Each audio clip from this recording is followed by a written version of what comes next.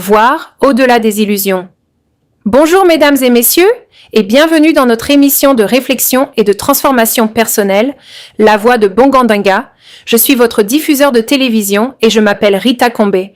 Aujourd'hui, nous abordons un autre sujet simple mais profond. Titre de l'émission, Voir au-delà des illusions. Voir au-delà des illusions explore une idée centrale.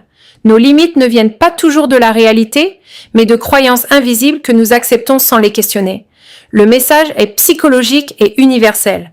Les illusions, pensées automatiques, héritées de la société, de la peur ou du passé, le danger, vivre enfermé dans ses croyances, la solution, prendre conscience, questionner, puis reconstruire une vision plus juste.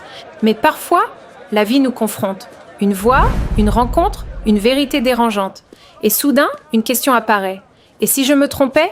Remettre en question ses croyances, c'est inconfortable, mais c'est le début de la liberté.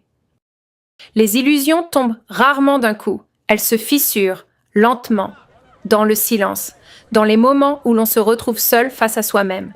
C'est là que naît une vérité puissante. Ce que je croyais n'est peut-être pas réel. Mais comprendre ne suffit pas. Il faut choisir. Choisir de ne plus croire aveuglément. Choisir de questionner. Choisir d'avancer malgré le doute. Car chaque pensée que vous acceptez devient une direction dans votre vie. Et puis, tout change, pas le monde, mais votre façon de le voir. Les limites disparaissent, les possibilités apparaissent. Voir au-delà des illusions, c'est reprendre le contrôle de sa vie et comprendre que la plus grande prison n'a jamais eu de mur. Merci beaucoup de nous avoir suivis sur notre émission de La Voix de Bongandinga.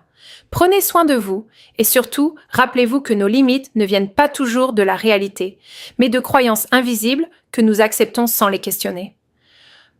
Encore une fois, je m'appelle Rita Combé et à très bientôt pour une nouvelle émission. À Kinshasa, une ville pleine de vie, Jonas, un jeune homme noir ambitieux, se sent pourtant limité.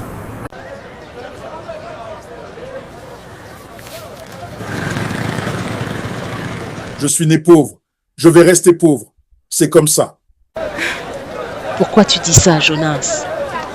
Parce que c'est la réalité.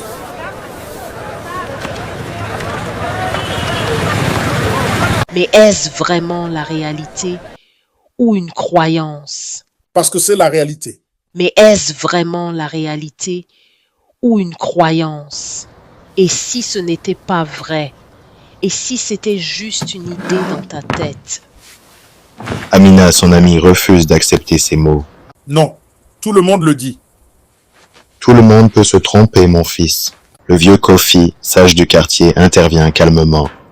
Une fausse croyance, c'est une idée que tu crois vraie, mais qui te bloque. Donc, je me mens à moi-même? Pas volontairement, mais tu peux changer ça. Jonas commence à réfléchir. Et si ses limites n'étaient pas réelles, le lendemain, Jonas hésite devant une opportunité de travail.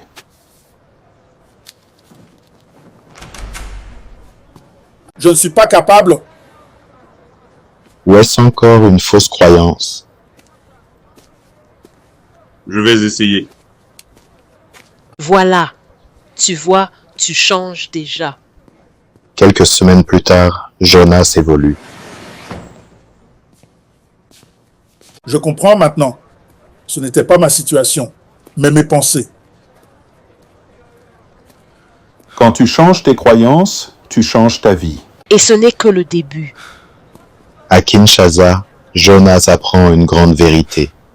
Identifier ses fausses croyances, c'est ouvrir la porte à un nouveau futur. Je comprends maintenant. Ce n'était pas ma situation, mais mes pensées.